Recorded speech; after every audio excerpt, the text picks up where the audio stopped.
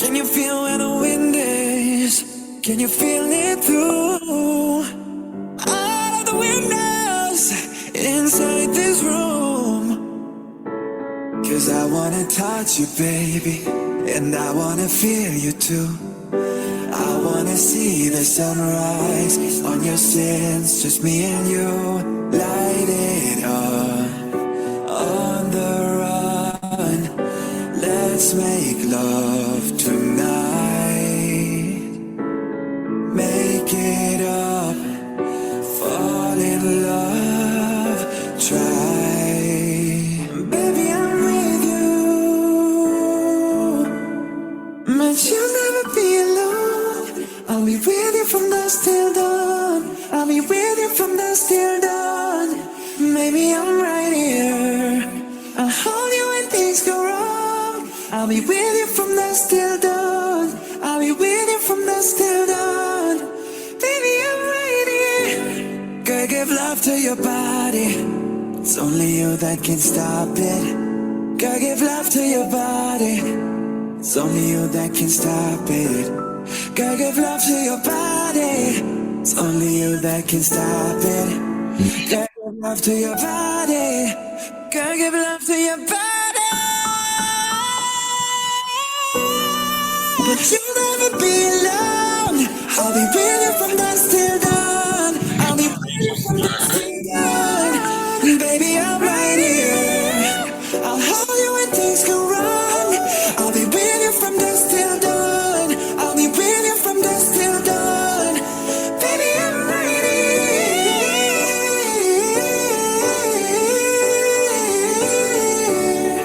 I'm with you from dusk till dawn. Baby, I'm right here. I found a love for me. Darling, just dive right in. Follow my lead. I found a girl, beautiful and sweet. I never knew you were that someone waiting for me. We were just kids when we fell in love, not knowing what it was. I will not give you up this time. Darling, just kiss me slow. Your heart is all I own, and in your eyes you're holding mine. 'Cause baby, I'm dancing in the dark with you between my arms, barefoot on the grass, listening to our favorite song. When you said you looked a mess, I whispered underneath my breath, you heard it, darling, you look perfect tonight. Yeah, I found a woman stronger than anyone I know. She shares my dreams. I hope that someday I'll share her home.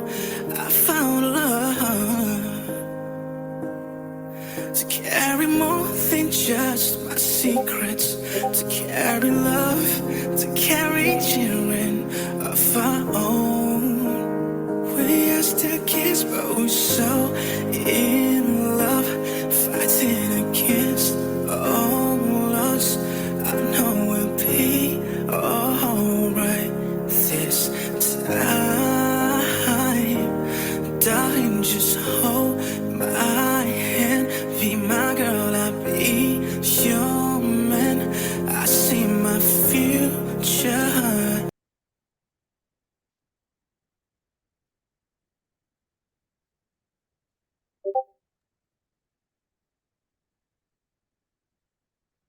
Selamat siang. Assalamualaikum warahmatullahi wabarakatuh.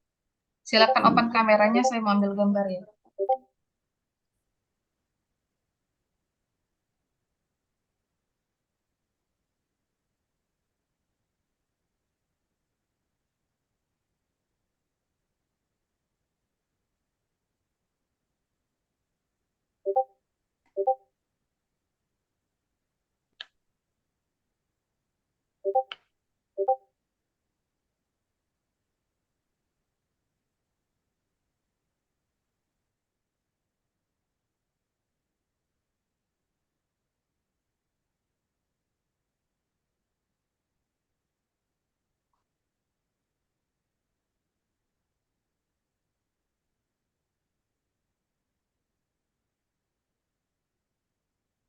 Saya ambil dari screen yang pertama ya, 1, 2, 3.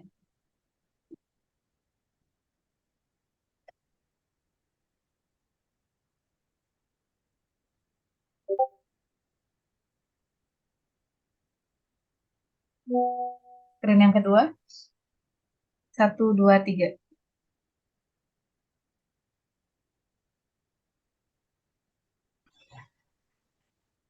Bentar ya.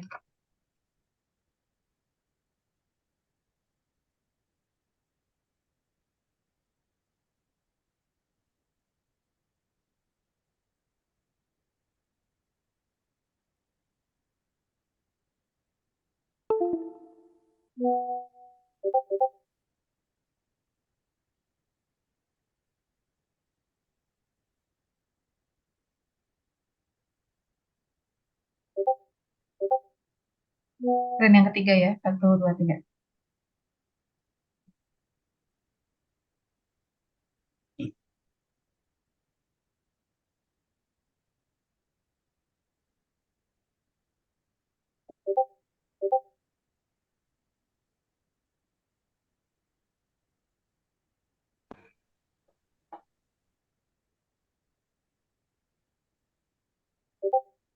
Baik, kita mulai ya teman-teman semua ya.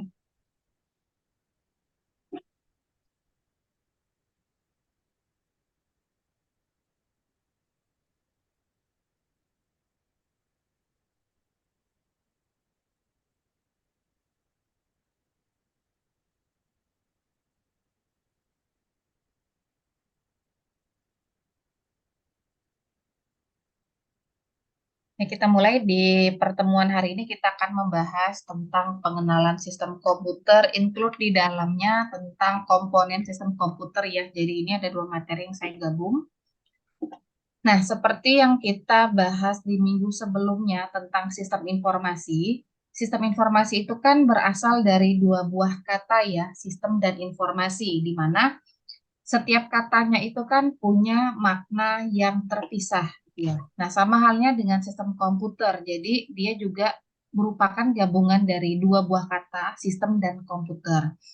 Nah, untuk pengertian sistemnya sendiri itu sama, gitu ya, secara harfiah, di mana ada 2 sudut pandang yang bisa kita lihat di sini, yaitu dengan penekanan prosedur, ya, prosedur atau fungsi.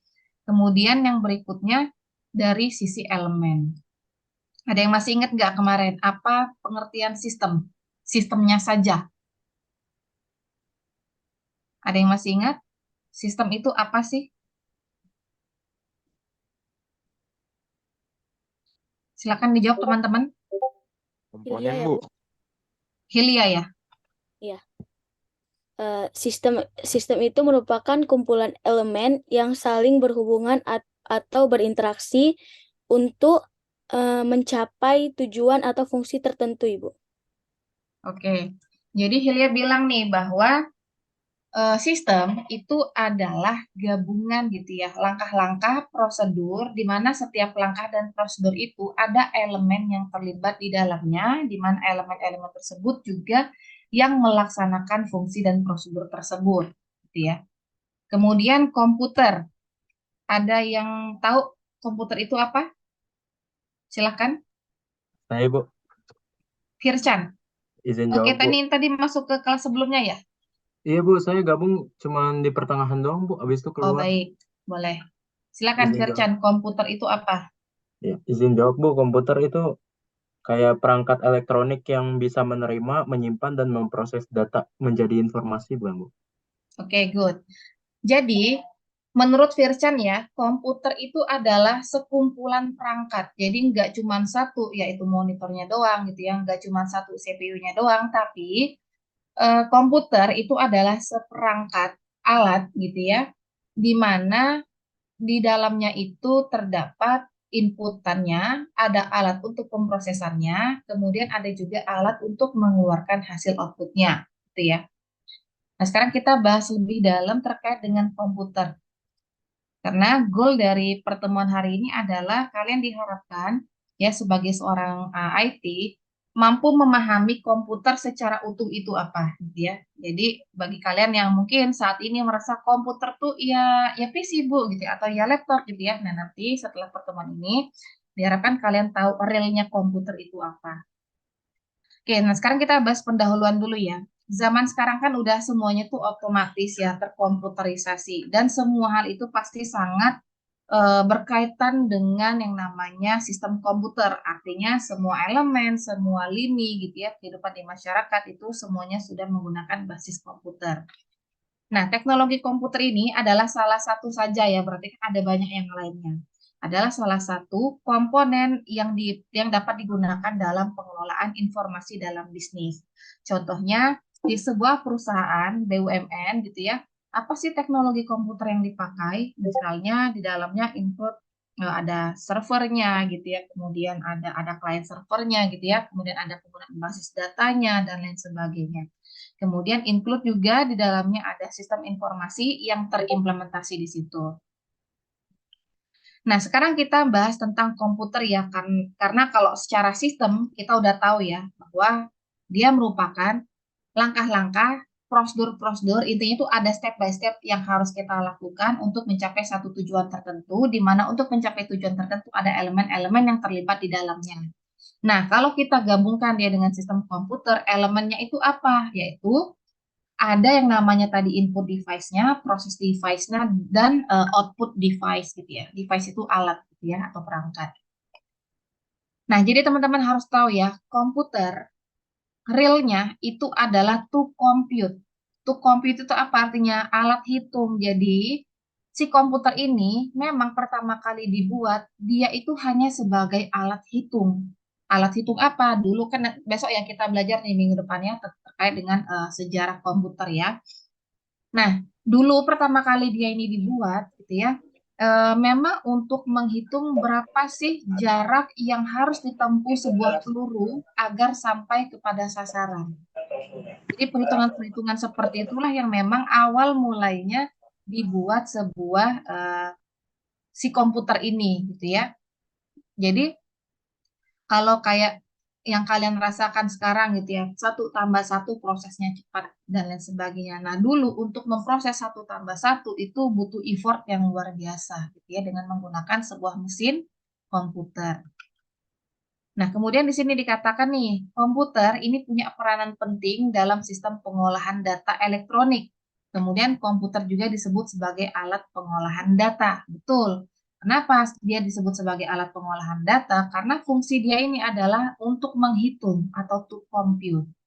Apa sih yang dihitung, Bu? Dari tadi Ibu menghitung, emang apa angkanya gitu ya? Nah, yang dihitung itu adalah semua masukan yang masuk gitu ya ke dalam komputer. Contohnya apa?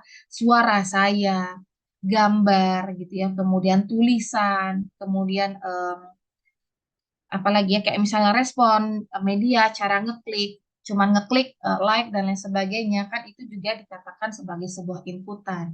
Nah, inputan yang masuk ke dalam sistem ini gimana supaya dia bisa proses, dia ubahlah ke dalam bahasa biner. Jadi suara saya ditangkap oleh si input device dalam bentuk frekuensi. Nilai frekuensi ini kan nanti berubah ke dalam bentuk nilai, gitu ya, nilai frekuensi.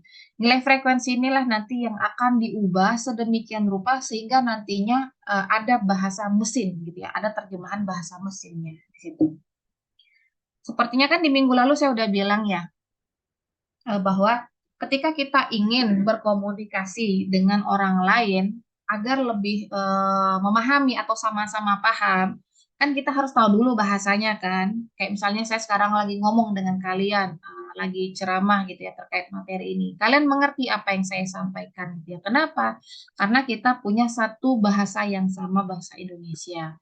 Ketika kita pengen ngomong gitu dengan orang Inggris gitu, sama gitu. Kamu ngomong dengan orang Inggris yang tidak bisa bahasa Indonesia, percuma, dia nggak akan bisa ngerti. Nah, itu kira-kira analoginya gitu ya. Kalau kita pengen nyuruh si komputer ini, ya laptop kamu, handphone kamu gitu ya, melakukan apa yang kamu perintahkan, misalnya buka handphone atau nyalakan komputer, kita kan login dan lain sebagainya. Nah, itu supaya si mesin ini bisa mengerti, maka harus menggunakan satu bahasa yang sama, yaitu bahasa mesin. Jadi semua perintah kita nanti diterjemahkan ke dalam bahasa mesin. Nah, singkat cerita seperti itu teman-teman ya. Esensi dari si komputer ya untuk menghitung, memproses perhitungan. Nah, kemudian tadi Fircan udah bilang kan ya, udah menyinggung nih bahwa si komputer ini banyak perangkat loh yang terlibat di dalamnya. Ada yang namanya input device atau alat inputan, kemudian ada lagi alat untuk memproses, dan ada lagi alat untuk menyimpan keluaran atau output device-nya ini. Oke, kemudian kalau berdasarkan Ronald ya di sini kita bisa lihat kata kuncinya dari si komputer ya adalah sebuah sistem elektronik. Artinya ada banyak lagi tuh yang apa namanya yang terlibat di dalamnya gitu ya. Kalau kita ngomong elektronik kan nggak mungkin cuma satu doang gitu ya. Pasti kan ada banyak barang atau device lah yang saling terhubung di situ. Di mana fungsi si komputer ini adalah untuk memanipulasi data. Manipulasi tahu ya, manipulasi itu create, read, update, and delete ya. Untuk membuat, read itu membaca, berarti kan cuma sekedar nge-view doang atau lihat doang ya. Kemudian edit ya berarti kan mengubah-ubah atau mengupdate, and then delete yang menghapus gitu ya. Jadi ada banyak lah yang terlibat di dalam di sini gitu ya. Jadi sesuatu yang dikatakan sebagai komputer selain dia sebagai alat hitung, untuk menghitungkan berarti kan harus punya alatnya gitu. Kayak kita pakai kalkulator untuk menghitungkan ada alatnya namanya kalkulator. Nah, sama di sini. Untuk melakukan to compute-nya itu ada banyak sistem elektronik yang terlibat gitu ya. Oke, jadi ini kesimpulannya tadi ya bahwa komputer itu adalah sebuah alat elektronik dapat menerima inputan, kemudian dari input ini nggak mungkin langsung mengeluarkan output kan, pasti dia diolah dulu gitu ya. Kemudian baru dia menghasilkan sebuah output sesuai dengan perintah yang diberikan. Nah, itu kan cuma komputer doang ya. Komputer itu pokoknya fungsinya hanya sekedar input. Kemudian pertanyaan lanjutannya adalah, nah biar si komputer ini bisa memproses inputnya gitu ya, untuk menghasilkan outputnya ini, apa sih yang kita butuhkan? Ya berarti kita membutuhkan serangkaian alat-alat itu tadi kan gitu ya. Sehingga di sini ada yang namanya sistem komputer. Jadi komputer itu sendiri terpisah, komputer adalah to compute hanya sekedar istilah gitu ya untuk melakukan apa namanya perhitungan pengubahan sebuah perintah ke dalam bilangan biner. Nah, agar itu bisa terjadi, banyak yang harus terlibat di dalamnya, yaitu sistem komputer. Nah, jadi sistem komputer adalah gabungan tadi seperangkat, gabungan perangkat apa aja? Ada hardware-nya, ada software-nya, kemudian ada brainware-nya. Jadi hardware, software, and brainware itu adalah elemen yang ada di dalam sebuah sistem komputer. Prosedurnya seperti apa? Prosedur itu ya berarti step by step-nya gitu ya, dari input proses ke output itu gimana langkah-langkahnya. Nah, untuk lebih memahami teman-teman ya terkait dengan sistem komputer, kita perhatikan bagian berikut. Oke. Ini tadi ya kita bahas sedikit. Komputer adalah sistem yang kompleks berisi jutaan komponen elektronik saling berintegrasi dan bekerja sama dalam memproses suatu perintah. Ini make sense ya, kenapa dia saling berinteraksi dan bekerja sama, inilah yang disebut dengan sistem. Ya, jadi ada sebuah prosedur yang dia lakukan secara bersama-sama untuk mendapatkan hasil sesuai dengan perintah. Berisi jutaan komponen elektronik. Nah, ini kalau kita definisikan dari sisi komponennya tadi gitu ya. Jadi ada input device, proses device, dan output device-nya tadi. Jutaan komponen elektronik itu maksudnya seperti apa, Bu? Karena kalau yang kita lihat misalnya di motherboard itu kan nggak nyampe jutaan-jutaan juga gitu ya. Nah, maksudnya adalah partikel-partikel kecil di dalam setiap komponennya. Contohnya prosesor. Kamu tahu ya prosesor misalnya Core i5, Core i7, dan lain sebagainya gitu ya. Nah, setiap komponen-komponen prosesor itu fungsinya untuk apa? Kan prosesor, berarti kan alat untuk ngeproses, gitu ya. Apa yang diproses? Yaitu tadi, perhitungan tadi itu diproses. Ya, kecepatan dia melakukan perhitungan. Contoh anak SD, pemrosesannya mungkin masih kecil dibandingkan kamu yang udah kuliah. Kenapa? Karena prosesor kamu sudah jauh lebih besar kecepatannya dibandingkan dengan anak SD. Nah, kira-kira analoginya seperti itu ya. Nah, kita ngomongin prosesor tadi. Prosesor sekarang kan semakin apa namanya? Semakin tahun semakin kecil gitu ya ukurannya ya. Kemudian meskipun dia bentuknya kecil, kalau kita zoom gitu ya di dalamnya itu ada banyak komponen-komponen elektronik nano apa gitu kan biasanya sudah ada sekarang tuh ya. Nano apa itu? Kayak transistor dan lain sebagainya, IC ada banyak di dalamnya itu yang dapat menyimpan informasi jutaan meskipun dalam ukuran yang sangat kecil.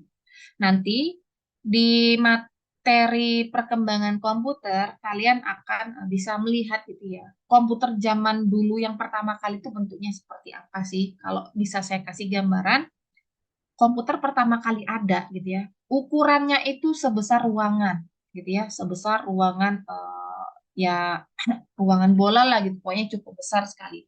Bahkan saking besarnya ruangan itu ya apa ya yang dibutuhkan nggak banyak orang yang bisa punya gitu ya karena harus memiliki ruangan yang cukup luas tapi dengan kecepatan yang tidak setinggi sekarang gitu.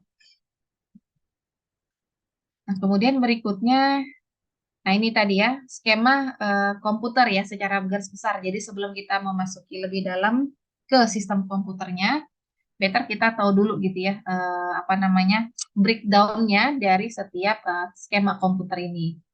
Jadi dikatakan sebuah komputer kalau dia berfungsi sebagai to compute untuk menghitung gitu ya, di mana di dalamnya ada perangkat-perangkat yang terlibat atau elemen-elemennya gitu ya. Ada hardware-nya, software-nya, dan ada brainware. Oke. Nah, apa yang disebut dengan hardware? Hardware itu adalah perangkat keras, itu bahasa Indonesianya. Perangkat keras itu apa sih? Di mana dia merupakan sebuah barang gitu ya, sebuah barang atau sebuah alat yang secara fisiknya bisa kita pegang, kita sentuh, kita rasakan bentuknya. Paham ya? Nah, untuk hardware sendiri, ini ada dibagi menjadi tiga. Ada hardware yang fungsinya sebagai input, ada hardware yang fungsinya sebagai proses, dan ada hardware yang fungsinya sebagai output device. Oke. Kemudian, untuk hardware yang fungsinya sebagai input nih, berarti apa nih? Oh, berarti hardware ini fungsinya untuk sebagai penjembatan gitu ya, sebagai jembatan antara manusia untuk memasukkan data ke dalam komputer. Oke, sekarang saya mau minta kalian saling sharing gitu ya. Apa saja contoh dari input device? Silakan Amanda. Contohnya kayak keyboard, Oke, good. Keyboard. Berarti apa yang dimasukkan kalau dari keyboard? tulisan, Oke, teks gitu ya. ya teksnya. Baik, kemudian Hilya, silakan. Mouse, Bu, Mouse, oke. Apa yang diinputkan dari mouse? eh, untuk interaksi, Bu, dengan antar Oke, muka grafis. actionnya ya, action berupa Ya, klik ya. ya, Ibu. Oke. Tadi M siapa ya? M Noval, silakan. Yang proses device, Mas. Touchpad Apa masuk nggak tuh? Israfi? Kenapa, Mas? Iya, touchpad. Touchpad. Itu input Iya, apa proses device? input, Bu. Oh, oke, input device. Oke, cukup. Sekarang cukup input ya. Jadi saya rasa dari wakil tiga temannya ini kalian sudah pada tahu ya input device itu apa. Intinya, saya sama kayak yang di sistem informasi kemarin ya, input device itu tuh apa saja yang dimasukkan ke dalam komputer melalui bantuan sebuah device. Jadi input itu nggak mesti teks, bisa dia berupa image, bisa dia berupa suara, video gitu ya, atau action ya, atau media. Baik, berikutnya proses device. Ada yang bisa kasih contoh? Trio Anggoro sama Zidan. Silakan, trio Anggoro dulu. Prosesor, Bu. Hah? Prosesor. Oke, fungsinya untuk apa? Memproses data. Contoh prosesor apa? Ya, itu, Bu, memproses data. Contohnya. Kayak itu Intel Core i3. Oke, good. Gitu ya. Itu teman-teman contoh dari prosesor. Kemudian satu lagi deh, Zidan Wali tadi. Silakan. Contoh dari proses hardware, ini Bu, VGA Bu, Oke, fungsinya untuk apa, VGA? untuk grafik adapter. Oke, memproses grafik gitu ya. Oke, thank you teman-teman. Nah, jadi teman-teman kalau kalian mungkin ya beberapa sudah ada yang tahu motherboard itu apa gitu ya. Jadi motherboard itu kalau kita cari gini, motherboard.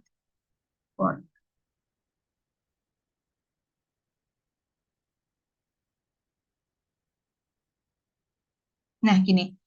Jadi motherboard tuh kira-kira gini ya. Ini apa sih? Mungkin ada beberapa yang sudah sering gitu ya lihat, apalagi misalnya yang dari SMK atau yang dari SMA IT gitu ya. Tapi bagi yang belum tahu, ini adalah motherboard. Motherboard itu adalah sebuah papan soket gitu ya. Ada banyak yang ditempelkan di sini. Ditempelkan di mana sih? Di dalam mesin laptop kamu atau di dalam mesin CPU kamu di komputer kamu gitu ya. Atau juga motherboard yang khusus untuk di handphone. Nah, kalau kita lihat di motherboard ini kan ada banyak ini ya, kayak slot-slot untuk kalian naruh soket-soketnya gitu ya. Kemudian ada misalnya di bagian tertentu ini misalnya untuk prosesornya, kemudian ada yang untuk RAM-nya dan lain sebagainya. Intinya, inilah yang disebut dengan sistem komputer. Jadi, ada hubungan ya secara terintegrasi antara antara apa nih? Bukan media elektronik ya, tapi dari elemen-elemen elektronik ini yang saling bekerja sama untuk mencapai satu tujuan tertentu. Dipahami ya teman-teman ya. Nah, tadi kan temannya ada bilang ada prosesor, ada VGA. Kenapa dipisahkan? Jadi, untuk ngeproses ya, untuk memproses sebuah komputer itu kan butuh prosesor. Nah, cuman ada memang beberapa komputer itu yang memisahkan untuk memproses grafik. Kenapa sih dipisahkan? Biar nggak berat. Karena kan kamu tahu sendiri ya, grafik sekarang kan sudah sangat bagus. Kamu bisa lihat misalnya dari game-game gitu ya kan, semakin bagus gambar berarti kan nilai kerapatan pikselnya itu kan semakin rapat lah gitu. Nah, ketika nilai pikselnya itu semakin rapat ya, berarti ada banyak yang diproses gitu ya. Kalau antara grafik dengan proses biasa itu digabung bisa saja, cuman mungkin lebih lama kalau apalagi kalau grafiknya tinggi. Oleh karena itu laptop-laptop sekarang itu untuk grafiknya biasanya dia terpisah gitu ya. Oke, kemudian yang berikutnya, nah output device ya, silakan. Tadi Hakim siapa tadi? Saya Bu, Rifki Hakimi. Output device ya Mas. Rifki Hakimi silakan. Rifki Hadir, jadi Bu. nggak? Hadir, Bu. Oke, output device Mas. Contohnya apa? Contohnya seperti printer, Bu. Oke, printer. Berarti apa output yang dikeluarkan sama si printer? Hasil-hasil dari data-data yang udah kita buat di Word gitu contohnya, Bu. Oke, berarti banyak ya contoh dari si printer ya intinya mencetak sesuatu dokumen yang diperintahkan oleh si pengguna. Kemudian berikutnya ada lagi. Saya Bu. Saya Bu. Saya Saya Bu. Muhammad Lihat Naufal Bu, dari yang ini, yang duluan ya. Muhammad Naufal Bu. Diah Alaidrus, silakan. Eh, speaker atau headphone buat mengoutput suara dari komputer? Oke, good. Jadi outputnya adalah si suara ya. Baik, cukup teman-teman ya. Nah, jadi mudah-mudahan mah kalian udah pada tahu ya apa sih contoh dari input device, proses device, dan output device. Tugas pertama hari ini adalah saya minta setiap dari kalian berfoto dengan setiap input device gitu ya. Jadi selfie ya untuk input device, proses device, dan output device masing-masing 3. Ini tugasnya individu saja. Ya, tugasnya individu hanya berupa foto selfie dan menyebutkan ini apa sih input, proses, dan outputnya. Nah, kemudian kalian juga harus menyertakan namanya ya, nama dan fungsinya. Misal tadi yang disebutin mouse gitu ya, nanti kamu selfie dengan mouse, and then kamu tulis tuh mouse ini fungsinya untuk apa, yang diinputkan itu apa sih.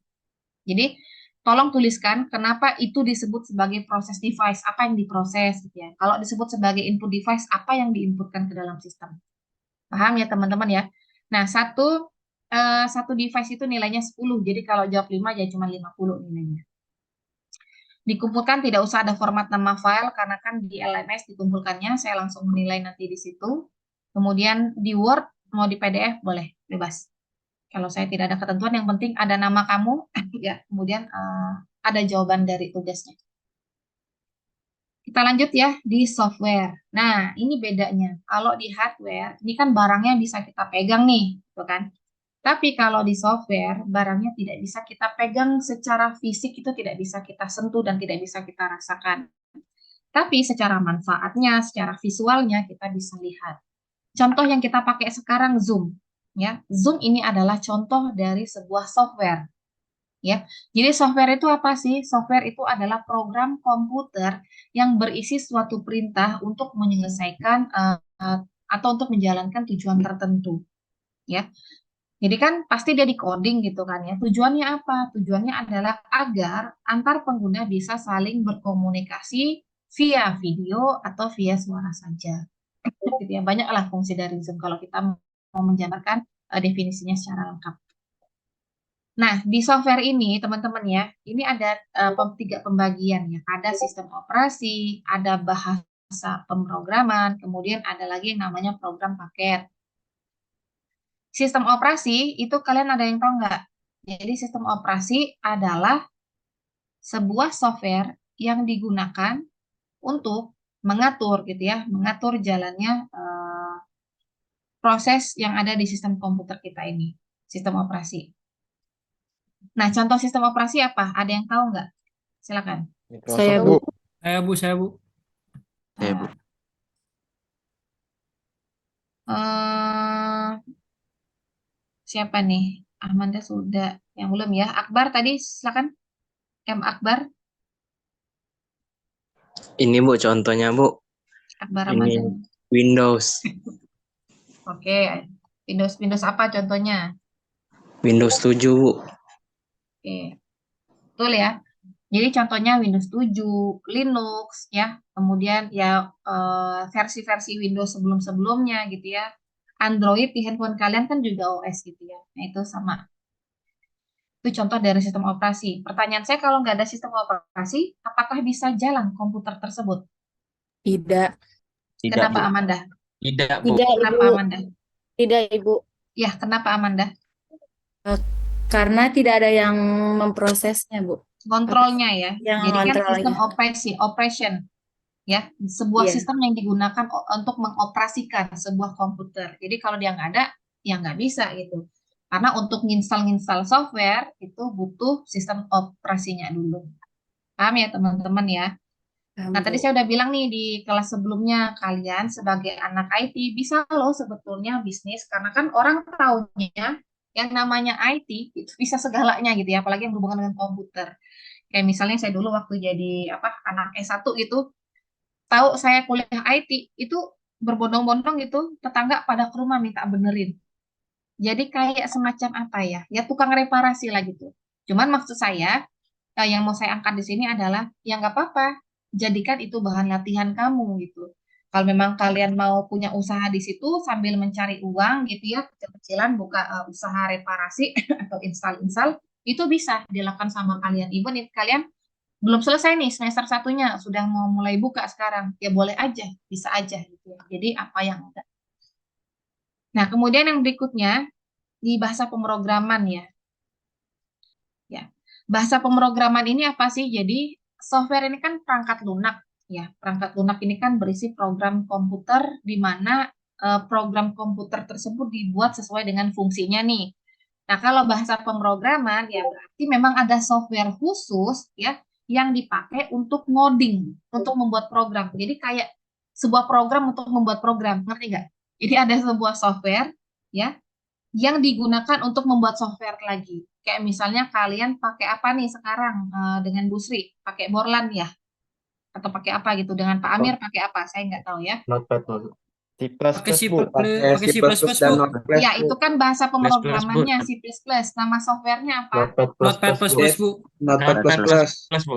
Oke, misal kalian pakai Notepad++ gitu ya. Di- Atau ada yang pakai Borland lah gitu ya, misalnya itu. Jadi bahasa pemrograman di sini adalah sebuah program yang digunakan untuk membuat program, gitu ya.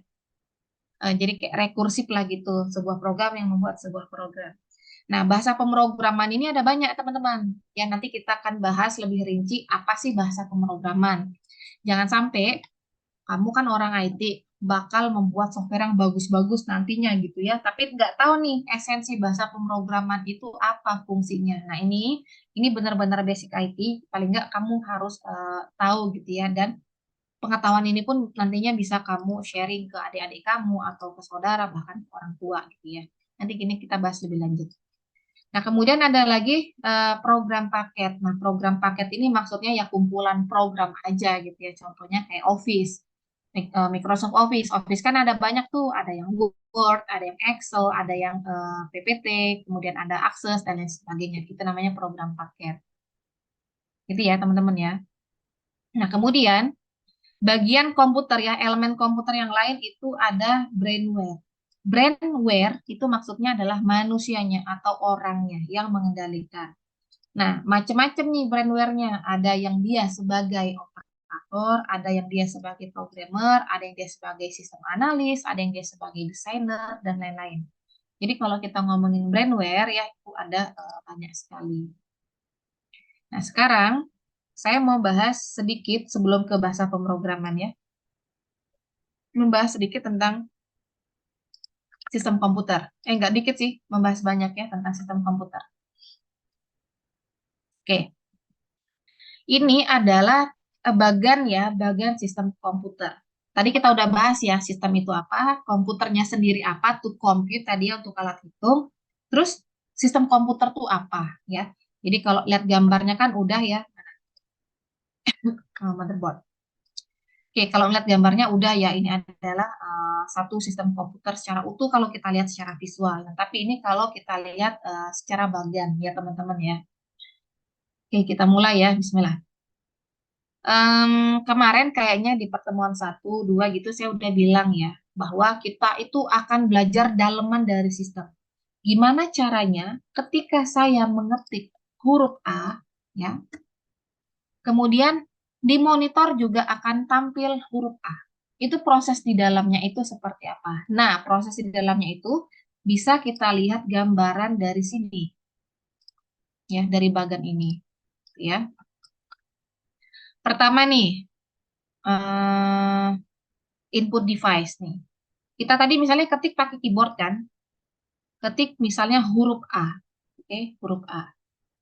Nah, sebelum ditangkap sebelum masuk ke proses device, si keyboard ini kan menangkap di input device kan, bahwa yang diketik sama si pengguna itu adalah A, oke, A nih.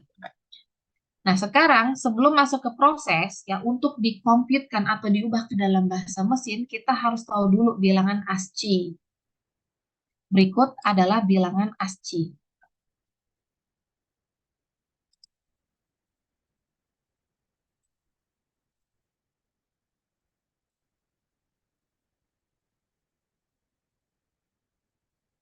Baik.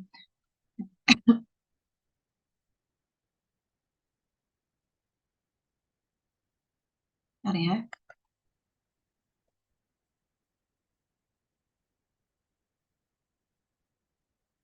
Oke. Teman-teman semuanya bisa lihat di sini ya. Ini adalah bilangan ASCII. Bilangan ASCII itu adalah bilangan standar internasional yang diakui di seluruh dunia. Artinya kode-kode ya, kode-kode dari sebuah karakter. Misal ya, ini kan ada karakter lain-lain ya, kita bahas yang abjad aja ya. Misalnya A kecil ya. A kecil itu kan 97 desimalnya. Desimalnya 97. Kemudian di sini bentuk apa nih? Biner ya. Ini heksa, ini biner. Kayak gitu ya. Jadi bilangan komputer itu kan ada 4 nih. Ada dia desimal ya, desimal. Kemudian ada dia sebagai bilangan heksa, ada dia sebagai bilangan okta, ada dia sebagai bilangan biner. Kan beda basis ya. Saya ulangin. Bilangan itu ada 4 nih, ya. Ada biner, desimal, okta, dan heksa. Oke. Biner itu basisnya 2, okta itu basisnya 8, desimal basis 10, heksa itu basisnya 16. Oke ya. Nah, singkat cerita, setiap karakter ini kan hanya visual manusia aja. Ya, manusia kan cuma mengerti bilangan ini. Ya, manusia itu kan jarang ya untuk mengingat angka. Jadi inti yang saya bicarakan di sini adalah abjad A kecil itu sama dengan 97 desimal. Gitu ya. Kita ingat di sini misalnya abjad A kecil itu sama dengan 97 di desimal. Paham ya teman-teman ya? Nah, kemudian kita lihat lagi di sini.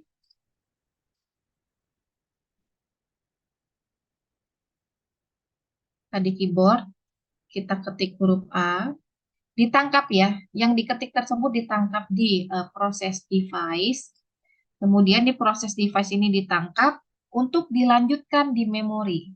Dia menggunakan memori ya. Sama kayak gini analoginya. Kamu sekolah, ya. Kemudian kamu disuruh guru kamu ngitung 1 tambah 1 berapa?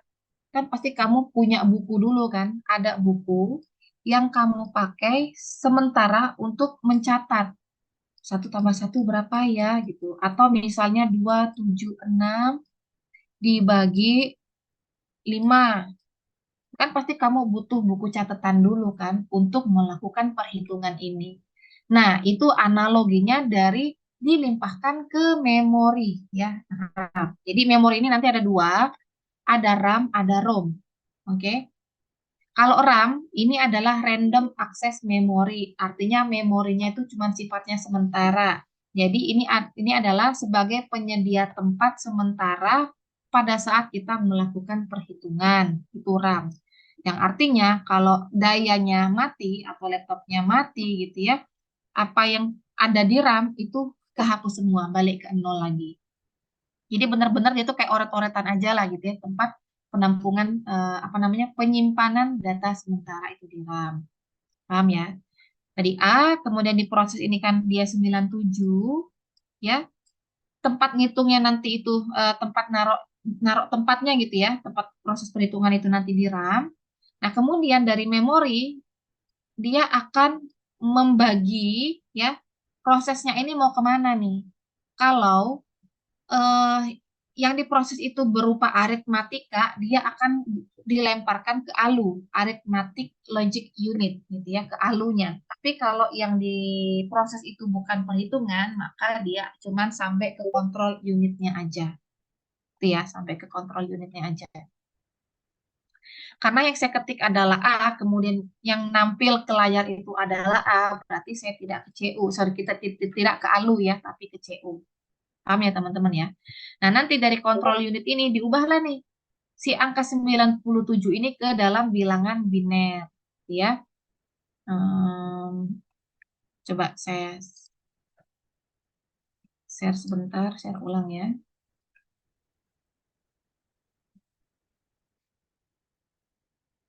Oke, teman-teman silakan nanti ya bisa coba-coba. Ini kan kalkulator standar ya dari laptop. Nah, kalkulator ini ada banyak mode ya. Kamu mau mode apa nih? Mau mode scientific, grafik, apa programmer? Kita ke mode programmer aja, karena kita seorang programmer, ya. Oke, kita ulangin. Tadi ini keyboard, yang diketik adalah A itu ditangkap oleh proses device 97 ya. Lanjut ke sini, and then ke sini 97. Nah, kemudian ketika mau diproses, tadi kan kita mesen tempat dulu nih, ada yang mau diubah nih ke dalam bilangan mesin gitu kan, ke dalam bahasa mesin, itu bahasa biner. Taruhlah dia dilemparkan ke RAM. Jadi di RAM itu sudah disediakan tempat. Ada yang mau diproses nih gitu kan, disediainlah tempat sama si RAM-nya ini. Karena yang diubah itu bukan berbentuk aritmatika gitu ya, sehingga kita tidak ke ALU. Jadi kita langsung ke CU-nya. Nah, di CU ini kita tinggal ubah nih. Sekarang kalian bisa lihat di kalkulator. Ini kalian bisa ubah-ubah ya. Nih, kita kan sekarang ada di desimal karena 97 kan desimal nih. Klik desimalnya, klik 97-nya. Nanti kalian bisa lihat di sini, dia berubah nih. Oh, ternyata desimal 97 nilai heksanya itu 61, nilai oktanya itu 141, dan nilai binernya 011. Oke, saya tulis ya. 011000001. Ini kan pakai kalkulator. Besok-besok kita belajar manual ya. Ya, jangan sampai nggak tahu gitu cara ngitung manualnya gimana. Nah, singkat cerita, si 97 ini dari A, 97 kita ubah nih ke dalam bilangan biner. Paham kan? Nah, proses perubahannya ini di mana? Nah, ini dia mesen tepatnya di RAM. Ya, nanti ada pemrosesan di RAM. Ini. Udah selesai, kan dia baca lagi perintahnya kan. Perintah dia ini kan cuman untuk menuliskan atau menampilkan huruf A gitu kan ya. Nah, kemudian dari proses control unit tadi ya, kemudian dia balikan lagi ke proses device berupa angka 97 dan kemudian dia konversi menjadi A yang ditampilkan ke dalam monitor. Jadi balik A lagi ke dalam monitor. Jadi kalau kita lihat, kita ngetik A di monitor ketik A, itu kan kayak bener-bener real time ya. Artinya kan kayak tidak ada nge-lag sedikit pun. Kita tuh sampai apa ya, kayak nggak tahu gitu bahwa komputer tuh bekerja sedemikian rupa loh di dalamnya itu saking kecepatannya itu milisecond per detik gitu. Ya sorry, milisecond lah gitu. Gitu ya. Saking cepatnya itu ya gitu. Ya luar biasanya Tuhan yang menciptakan manusia membuat alat yang seperti ini gitu ya. Sampai sini paham nggak teman-teman?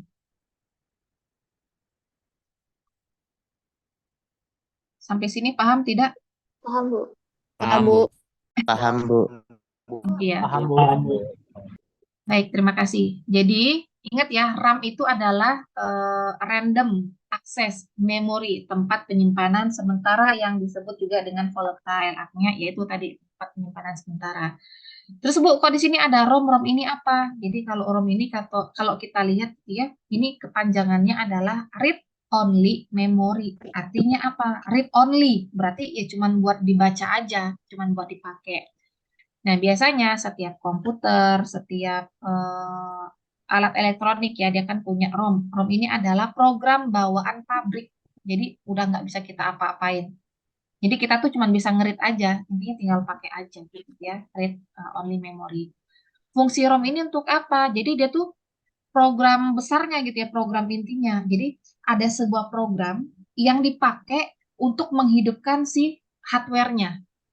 Itu ya, itu ROM ya. Kalau sistem operasi kan bukan. Jadi kan sistem operasi itu nanti levelnya itu hardware-nya, kemudian ada ROM-nya, kemudian baru ada sistem operasi, baru program-program yang lain di sini. Gitu ya. Jadi si sistem operasi yang nggak bisa jalan kalau ROM-nya juga nggak ada gitu ya. Karena kan ROM ini benar-benar bawaan pabrik yang digunakan untuk setting gitu ya, setting-setting segalanya gitu sebelum kita install si sistem operasinya ini. Kalau kalian lihat ini ya, nah nih, nah ini.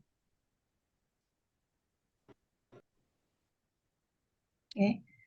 Nah, kalau kalian lihat ini, teman-teman boleh bantu saya capture.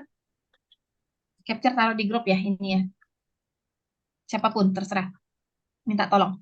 Nah, ini kan adalah contoh BIOS. Nah, BIOS tuh apa sih? Kalau komputer zaman dulu dan sekarang juga masih ada gitu ya, beberapa komputer yang punya CD-ROM di laptopnya gitu ya. Kalau kayak komputer sekarang itu kan slim-slim, kayak komputer saya sekarang ini dia tidak punya CD-ROM gitu ya. Nah, kalau komputer-komputer lama, pas mau nginstal ulang, yang saya suruh kalian tadi buat jadi teknisi jualan gitu ya, atau buka usaha, nah ini nih. Jadi itu ada BIOS nih kayak gini. Mana ya? Nah, kira-kira seperti ini.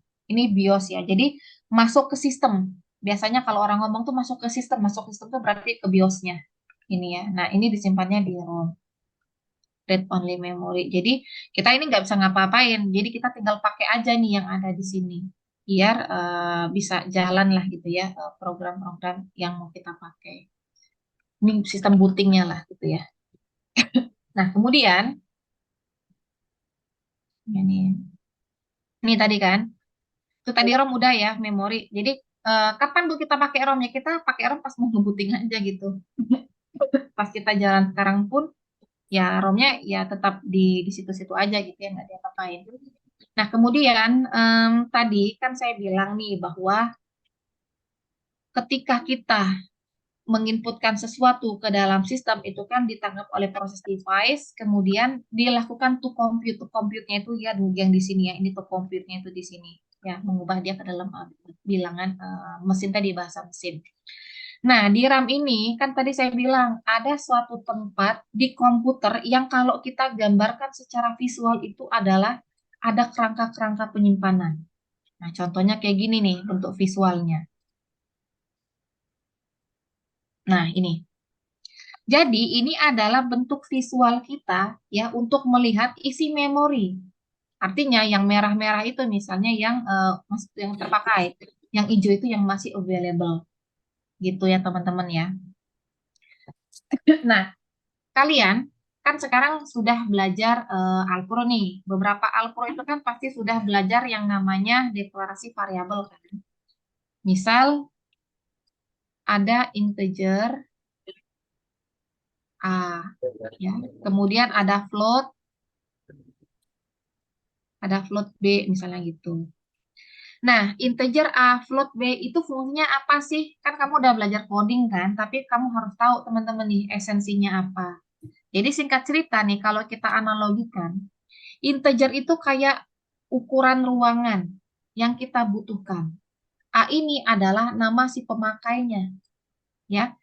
Nah, integer ini kan ada ukuran ya, misalnya misal ya, saya kan lupa nih, misal 1 sampai 256. Kemudian kalau float ini misalnya 1 sampai 400 gitu. Jadi ketika ada deklarasi variabel integer A, itu maksudnya adalah memesan tempat di memori RAM kamu tadi. Seluas apa? Seluas tipe datanya. Karena kalau mention integer, oke, berarti dia memesan sebanyak 256, misalnya kayak gitu. Ya, masuk. Masuk aja.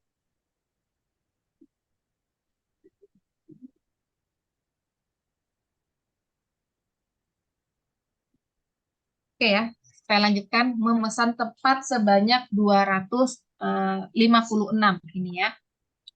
Nah, siapa yang memesannya? Ini kan dinamain. Kayak misalnya kita mesen di hotel gitu kan. Misalnya ada yang deluxe, ada yang superior. Nah, itu esensi dari integer sama float gitu ya. Nah, kemudian yang mesen siapa nih? Desti. Desti itu adalah si A-nya, ya, si identifier-nya. Paham ya, teman-teman ya? Nah, kira-kira seperti ini. Nah, kemudian tadi saya juga cerita gitu ya di kelas sebelumnya. Kalian pernah nggak sih merasakan bahwa laptopnya itu nge-lag gitu ya? Nah, kenapa laptopnya nge-lag?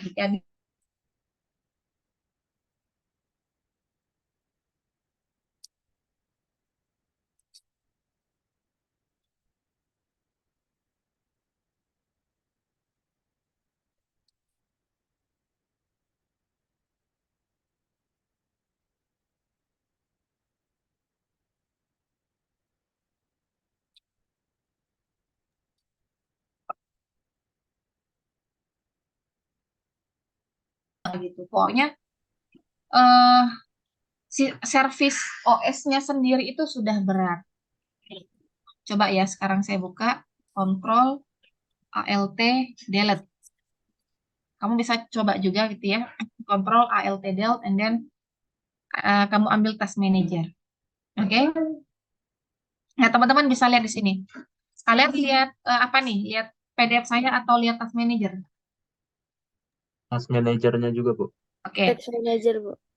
Oke, nah di Task Manager ini kan kamu bisa ngeliat nih teman-teman. Di prosesnya ini, apa sih yang sedang terjadi? Oh, ternyata 80% physical memory in use by active processing. Artinya, dari memori saya ini 80%-nya dipakai. Kenapa? Ya memang saya lagi banyak buka file gitu ya. Saya lagi banyak buka file yang ada di web browser. Saya banyak buka file yang ada di desktopnya gitu ya. Kemudian saya juga open apa namanya YouTube, saya open Netflix di sini. Kemudian saya juga open WhatsApp. WhatsApp kan real time nih. Ketika ada yang chatting kan otomatis masuk. Ketika ada chatting yang masuk teman-teman, dia juga pakai memori yang ada di di saya sekarang ini, yang saya lagi gunakan real time ini. Gitu. Makanya di sini nih bisa lihat 80%, CPU-nya ada 22%. Ini kan wajar gitu ya, pemakaian wajar memang karena saya lagi buka banyak. Nah, dulu pas saya baru beli ini, servis OS-nya sendiri itu sudah 75%, bayangin. Saya belum ngapa-ngapain, saya baru buka laptop, baru ngidupin laptop gitu ya, kemudian buka satu kayak misalnya satu file Word gitu, itu servisnya itu 75% tuh OS-nya. Kemudian sisanya itu ya bisa saya pakai untuk mengerjakan apapun di sini. Ya otomatis lelet lah gitu ya. Kenapa? Kalau kita lihat di ruang penyimpanannya ini, ya udah banyak banget gitu yang kepake. Sisanya cuma 20%. Belum lagi kan kita nggak tahu kondisi real time apa yang terjadi. Intinya insufficient memory gitu ya, memorinya kurang. Makanya lelet. Gitu. Gitu ya teman-teman ya. Nah, jadi misal nih, apa sih kalau kan Bu Desi bilang nih laptopnya lelet, terus apa yang Ibu lakukan? Ya, otomatis saya install ulang. Kenapa? Karena dari OS-nya sendiri sudah pakai servis OS-nya sendiri itu udah pakai 75% sampai 80%. Saya install ulang. Nah, tapi bagi kalian nih, misalnya yang awalnya baik-baik aja, tapi kok sekarang lelet ya? Nah, bisa jadi ada memori-memori yang masih tertinggal. Contoh ya, ini nih. Misal asumsikan ini visual memori kamu yang RAM kamu gitu ya. Nah, kemudian di sini kan saya bilang tadi kalau RAM itu kan random access memory, pokoknya sementara itu ya. Artinya memori yang dipakai itu ya pada saat kita ngejalanin aja gitu. Kalau tiba-tiba mati lampu, ya udah yang ada di dalam memori itu balik ke nol lagi gitu ya, clear lagi lah gitu. Cuman memang ada beberapa gitu ya, mungkin ada kesalahan-kesalahan atau apalah gitu, masih ketinggalan, masih nyangkut di sini, masih nyangkut. Nah, contoh nih, ini kan udah ada hijau, tapi sisanya merah. Itu kenapa? Nah, kemungkinan ini yang masih nyangkut-nyangkutnya, ya. Jadi masih ada data-data yang masih nyangkut di dalam memori kamu. Jadi, kalau yang misalnya kalian punya laptop lelet gitu ya, langkah pertama yang bisa dilakukan adalah proses ngedefrag. Defrag, pokoknya ngedefrag ya. Disdefrag. Artinya apa? Defragment itu adalah sebuah proses untuk mengclearkan ya, bukan bukan menghapus, tapi istilahnya itu kayak memang benar-benar dicek kira-kira mana sih memori yang benar-benar lagi dipakai dan mana yang tidak. Jadi merapikan lah ya, merapikan isi dari memori. Paham ya teman-teman ya? Nah, nanti nih kamu di Alpro ya sama Bu Sri itu kan akan belajar pointer ya. Pointer itu di apa namanya? Di kayaknya setelah UTS belajarnya itu. Nah, di pointer itu kan belajar alamat memori. Jadi, ya, setiap memori ini itu punya alamat. Misal kamu integer A. Kamu belum mention nih A sama dengan 5 tuh nggak ada. Kamu belum isi nilai A itu berapa. Kamu langsung aja misalnya println A gitu ya. Atau sistem order println A gitu. Langsung mencetak variabel A tanpa kamu apa namanya definisikan dulu A itu berapa gitu ya. Nah, nanti biasanya yang keluar adalah alamatnya, misalnya AX atau XA5 berapa gitu. Ini adalah nomor alamat memori di sini gitu. Jadi setiap titik-titik ini, ya setiap kotak-kotak ini nih punya alamat. Paham ya? Jadi ini kan cuma bentuk visual biar kita mudah paham aja ya. Gitu. Paham ya teman-teman ya? Jadi kayak misalnya kalian punya RAM 4 GB ya, mungkin RAM 4 GB ukurannya cuma segini. Yang 8 GB berarti berapa? Ya 2 kali lipatnya pasti gitu kan. Makanya kan make sense ya kenapa kalau RAM-nya lebih besar, prosesnya lebih besar? Ya karena ruangan yang disediakan cukup besar. Oke, clear ya teman-teman ya. Nah, tadi kan juga ada yang menyinggung masalah prosesor ya. Prosesor kan ada banyak tuh kan, ada jenis-jenisnya juga gitu tergantung perusahaannya gitu ya. Ya, kalau kita lihat Core i5, Core i3, Core i5, Core i7, ya berarti kan itu menandakan kecepatan dia memproses data. Apa sih ini proses kecepatan dia mengubah si apa perintah kita tadi itu ke dalam bilangan binernya atau ke dalam bahasa mesinnya. Paham ya teman-teman ya? Jadi yang semakin bagus prosesor kan semakin mahal kan? Ya jelas lah, karena kan komponen atau spare part yang dipakai untuk ngebuat itu kan juga pasti mahal gitu kan. Paham ya? Oke, kemudian yang mau saya jelasin lagi, ini tadi udah ya, dikeluarkan ke output device. Output device-nya tadi adalah si monitor. Ini udah, tadi ngedevlog udah ya. BIOS tadi udah. Oke, nah sekarang saya mau bahas tentang bahasa pemrograman. Kan tadi di sini kita bilang ada, nah ya, nah di sini. Ini kan ada bahasa pemrograman yang saya bilang tadi sebuah software yang dipakai untuk membuat software lagi gitu. Em, kita ya sebagai seorang manusia gitu ya, punya punya apa ya namanya? Kita sempurna gitu ya. Kita punya banyak kemampuan, tapi kita juga punya keterbatasan teman-teman sebagai seorang manusia. Kenapa? Karena sebagai seorang manusia ya, kita itu lebih mudah mengingat rangkaian huruf ya, rangkaian huruf dibandingkan kamu mengingat apa namanya? Bilangan-bilangan. Karena mungkin aja beberapa dari kalian malah nggak inget nih berapa ya nomor handphone orang tua saya gitu, atau berapa ya nomor handphone ibu atau saudara atau kakek nenek dan lain sebagainya. Even itu punya kamu sendiri, mungkin aja kamu kan masih ada nih yang nggak hafal gitu kan, karena sekarang udah dimudahkan sekali ya. Kita nggak butuh apa namanya banyak lah gitu untuk mengingat angka. Nah, itulah keterbatasan manusia. Jadi kalau ada seorang manusia yang sangat pandai sekali mengingat angka, ya itu memang manusia langka gitu ya. Karena perbandingannya kayak 1 dibanding 1 juta orang gitu ya teman-teman ya. Nah, mengingat kemampuan tersebut ya, kemudian harapan kita pengen ngomong sama si komputer gitu kan, dia harus bisa mengerjakan apa sih yang kita perintahkan, kan harus menggunakan bahasa yang sama, yaitu bahasa mesin. Nah, untuk mempermudah ya perintah kita ke sistem komputer ini dibuatlah sebuah software ya, sebuah software yang namanya bahasa pemrograman. Di mana software ini memang dibuat untuk menerjemahkan apa yang kita inginkan ya ke dalam bahasa mesin. Jadi fungsi dari bahasa pemrograman ini intinya cuma mengubah perintah-perintah atau sintak-sintak kalian itu ke dalam bahasa mesin. Intinya cuma kayak gitu, teman-teman. Ya, cikal bakalnya gitu ya. Akhirnya kenapa sih akhirnya muncul bahasa pemrograman?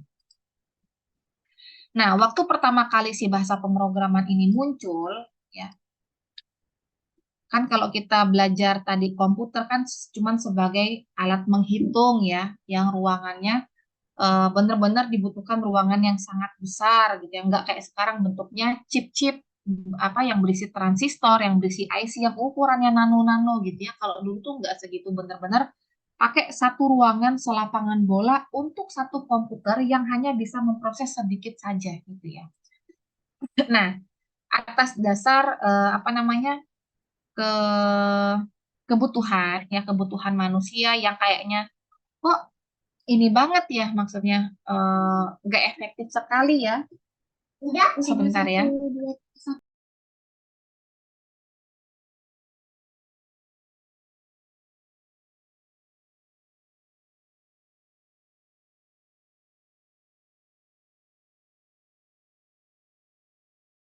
Maaf ya. Kita lanjut ya. Jadi atas dasar kebutuhan itu, akhirnya ya gitu ya, orang-orang zaman dahulu, penemu zaman dulu membuat tuh sebuah istilahnya tuh kayak operasi matematika gitu ya, sintak-sintak, di mana sintak-sintak atau operasi-operasi matematika tersebut digunakan untuk mengubah perintah ini tadi ke dalam bahasa mesin. Makanya disebut teknik informatika, karena kita itu nggak cuma menghasilkan sebuah information, tapi kita juga menggunakan matematika gitu ya dalam memproses. ya teman-teman ya. Makanya kan orang IT itu erat kaitannya banget dengan yang namanya matematika, karena memang dalam pemrosesannya, algoritmanya, apalagi untuk yang kayak AI gitu ya, kemudian kayak kriptografi dan lain sebagainya, itu memang menggunakan murni matematika. Nah, singkat cerita ya, bahasa pemrograman awalnya itu dibuat menjadi bahasa tingkat rendah. Nih. Klasifikasi bahasa pemrograman itu pokoknya cuma dua ya, bahasa tingkat rendah sama bahasa tingkat tinggi ya, low level programming language and high level programming language. Ini saya tulis di sini dulu. Bahasa pemrograman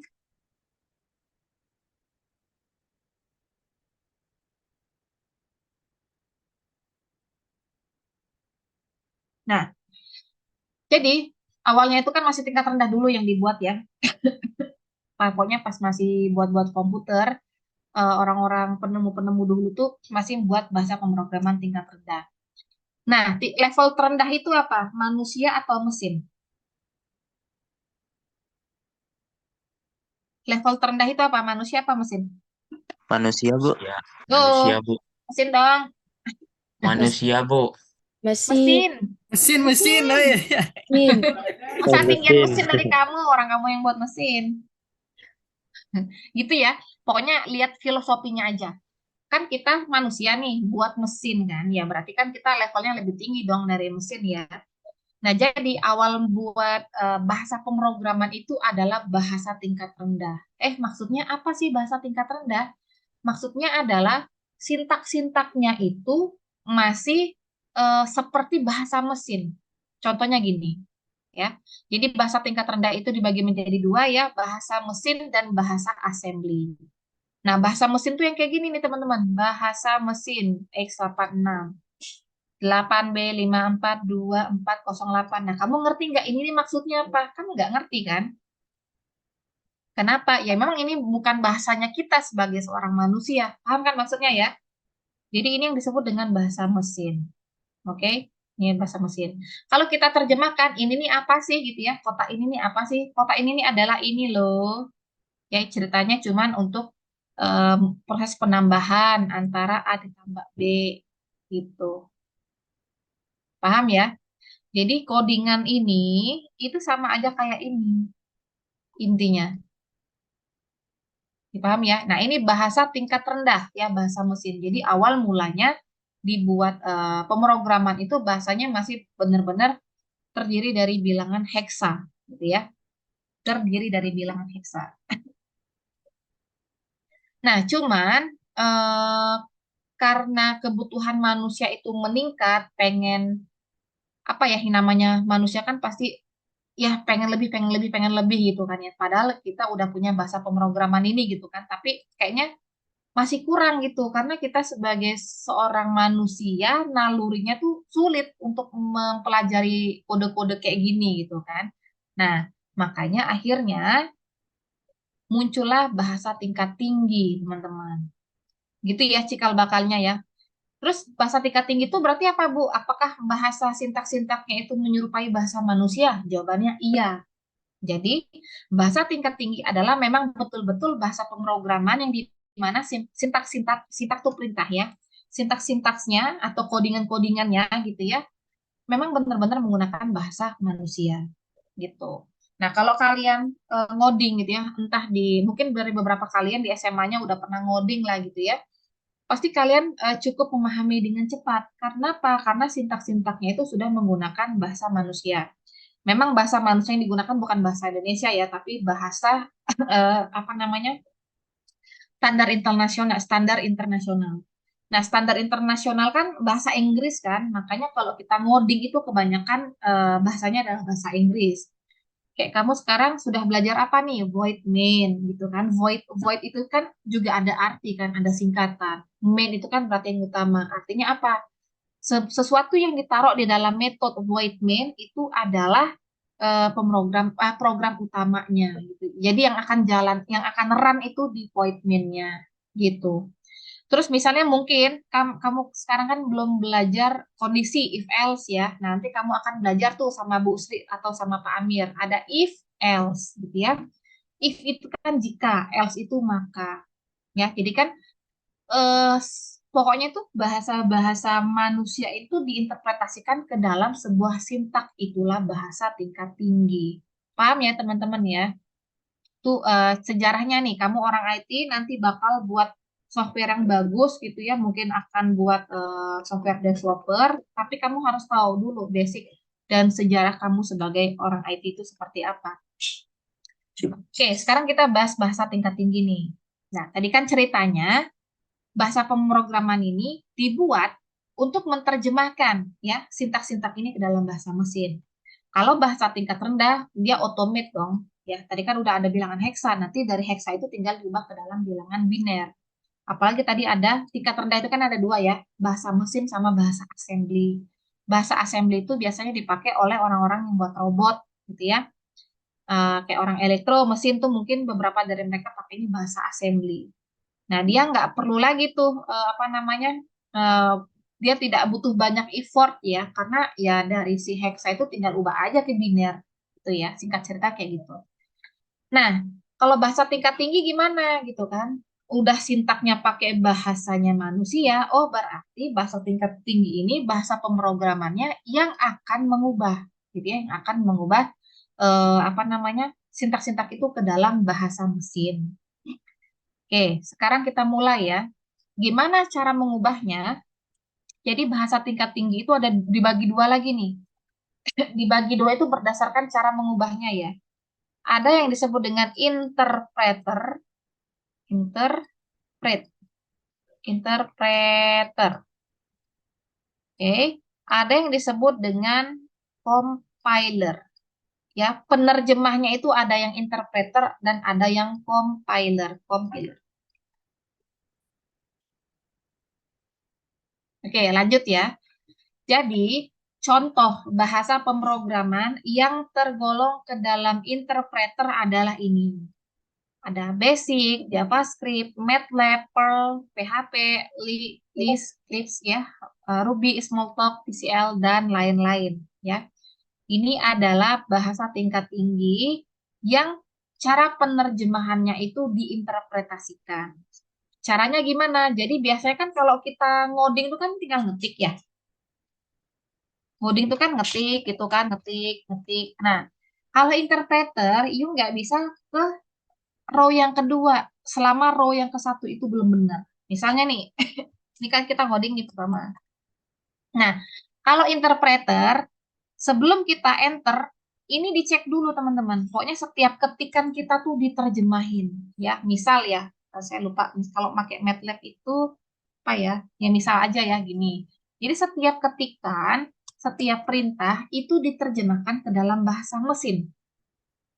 Paham ya? Pokoknya interpreter menerjemahkannya ke dalam bahasa mesin itu per baris. Keuntungannya apa? Keuntungannya adalah enak nih gitu kan. Kita cepat dikoreksinya gitu ya kalau ada kesalahan. Ya kan? Karena kita nggak akan bisa lanjut ke row berikutnya kalau ketikan sebelumnya itu atau codingan sebelumnya itu salah gitu ya. Tuh enak nih untungnya. Cuman kekurangannya adalah butuh effort yang sangat banyak kalau kita ngoding misalnya 1000 coding. Ya, kan yang namanya ngoding kan pengen cepet lah gitu kan.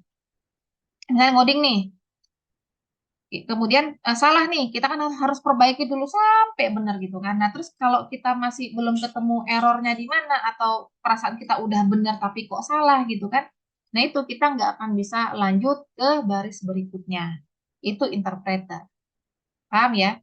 Jadi proses eksekusinya itu lebih lambat jika dibandingkan dengan program yang dikompil.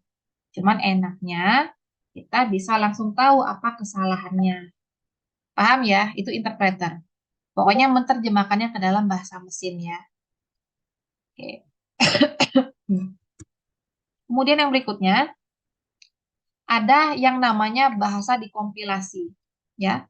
Jadi kode dalam bahasa tingkat tinggi, maksudnya sintak codingannya, kemudian dipakai compiler, baru masuk, baru terterjemah ke dalam bahasa mesin. Ya ini ya, secara visualnya ya teman-teman ya.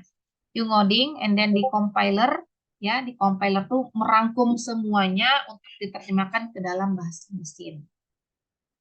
Contoh bahasanya apa? Yang kamu pakai sekarang gitu ya di semester 1 nih, ada C, ada C++, Delphi, Fortran, Haskell, dan Pascal, dan lain-lain. Oke? Ini adalah contoh compiler. Nah, kalau compiler gimana bedanya Bu dengan interpreter? Ya beda. Kalau interpreter kan satu-satu nih. Tapi kalau compiler, coba kamu ngoding kemarin sama Bu Sri atau Pak Amir gitu. Ngoding kan standar biasa ya, misalnya include gitu kan. Dio apa nih? Kemudian and bla gitu kan, misalnya void main, langsung kan void main apa.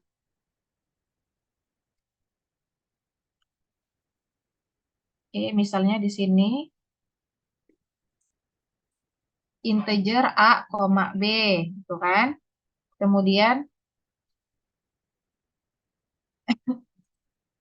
mana nih? Integer A sama dengan 5, integer B sama dengan 4. Kemudian, misalnya cetak ya. Misalnya si out hasil A sama dengan, misal ya, kayak gini. Nah, kalau bahasa compiler, kan kamu kan pasti ngoding dulu kan. Habis ngoding baru kamu klik run atau compile itu kan. Nah, ketika kita ngeklik si run atau compile, itu jadi ceritanya itu ini dibungkus dulu. Mana sih? Ntar ya. Jadi ini dibungkus dulu, kemudian baru diterjemahin satu-satu. Nih. Jadi tunggu seluruh codingannya udah selesai, baru di apa namanya di convert ke dalam bahasa mesin satu-satu. Nah, itu compiler. Oke, dipahami ya teman-teman ya. Coba kita cari di sini Borland.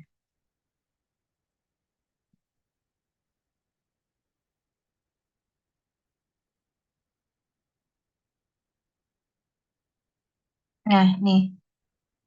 Misalnya pas run.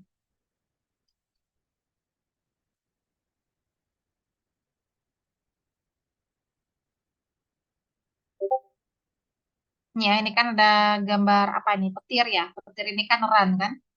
Jadi pokoknya kalau compiler itu kita ngoding dulu, udah selesai kita run. Nah, pas ngeklik si compile baru tuh diterjemahkan ke dalam bahasa mesin. Ya, saya rasa paham lah ya. Oke, itu untuk yang compiler. Nah, kemudian keuntungannya apa kalau compiler? Ya, kita apa namanya?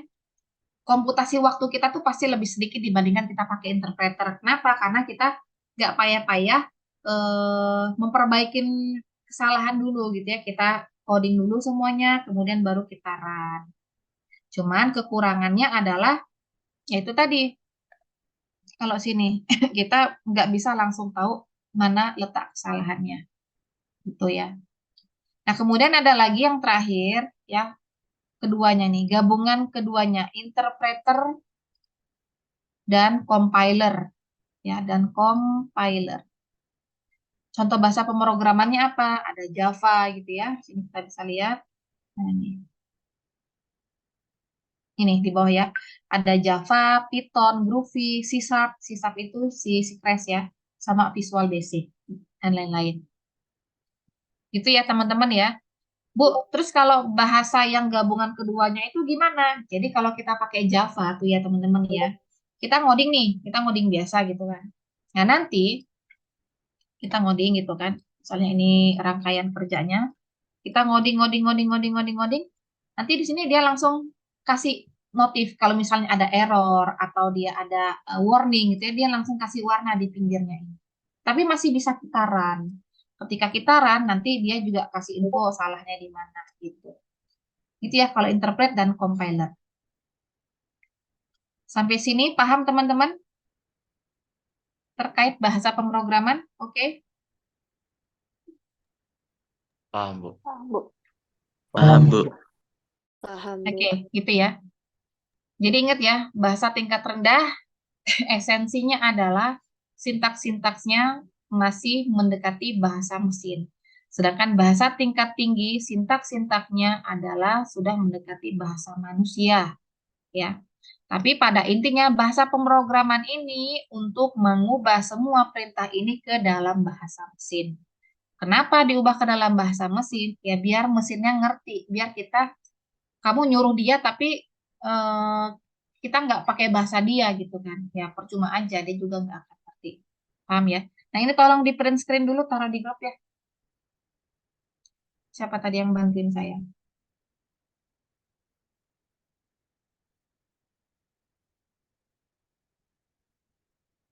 Oke, Fircan tolong print screen.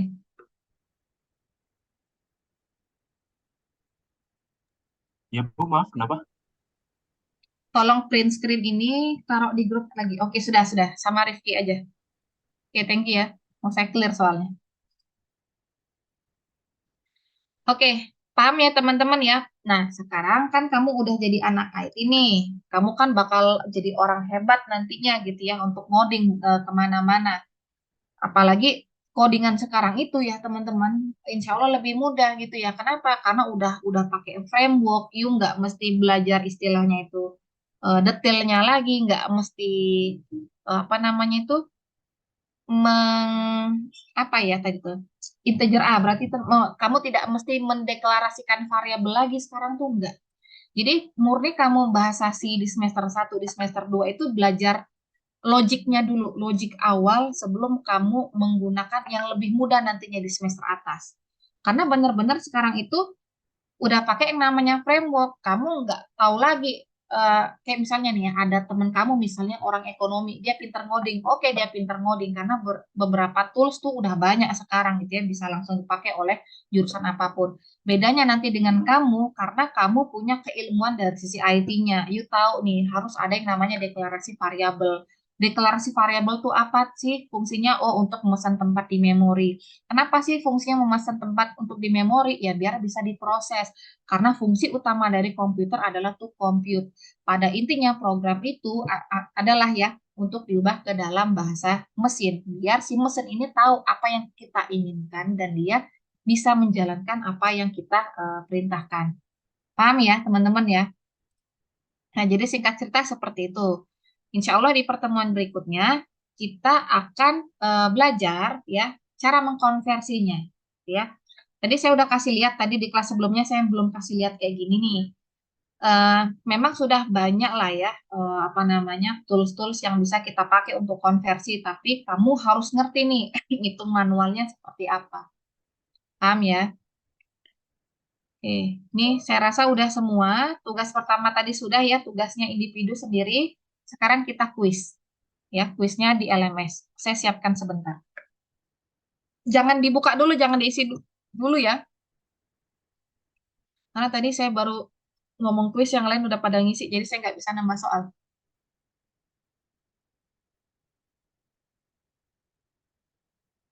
Jangan lupa isi presensi ya.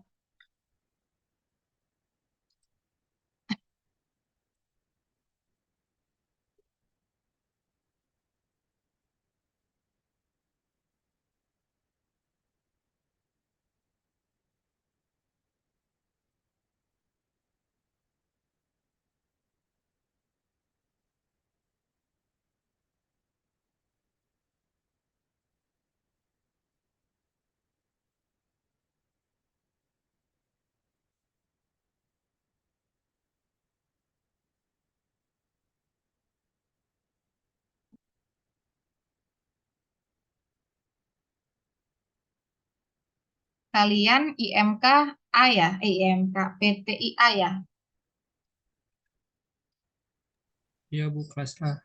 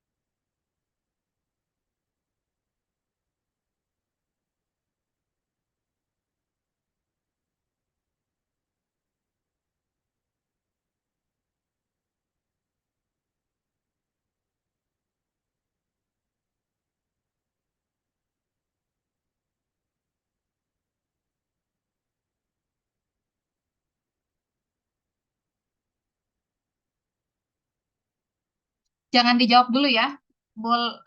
Boleh lihat nggak? Sudah ada belum soalnya? Oh, belum ya. Bentar.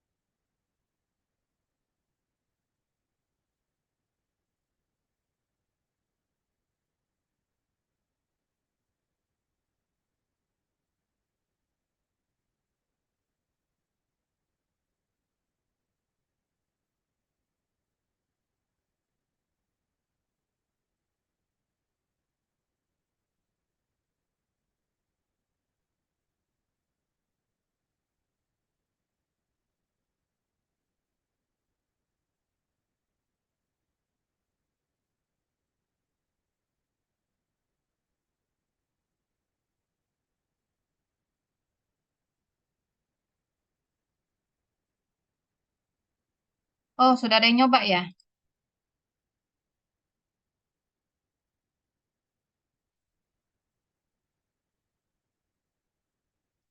Oke, silakan deh. Sudah ada yang nyoba. Jadi cuma satu soal aja.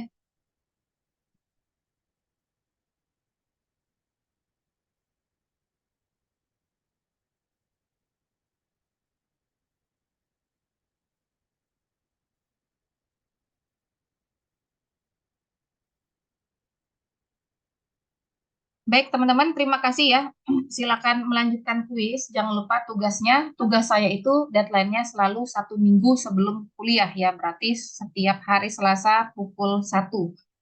Di saya tidak ada format penulisan nama. Yang penting ada nama kamu dan jawaban dari soalnya apa. Nanti ya pakai PDF. Terima kasih. Selamat melanjutkan aktivitasnya. Assalamualaikum warahmatullahi wabarakatuh. Waalaikumsalam warahmatullahi Waalaikumsalam. wabarakatuh. Waalaikumsalam warahmatullahi wabarakatuh.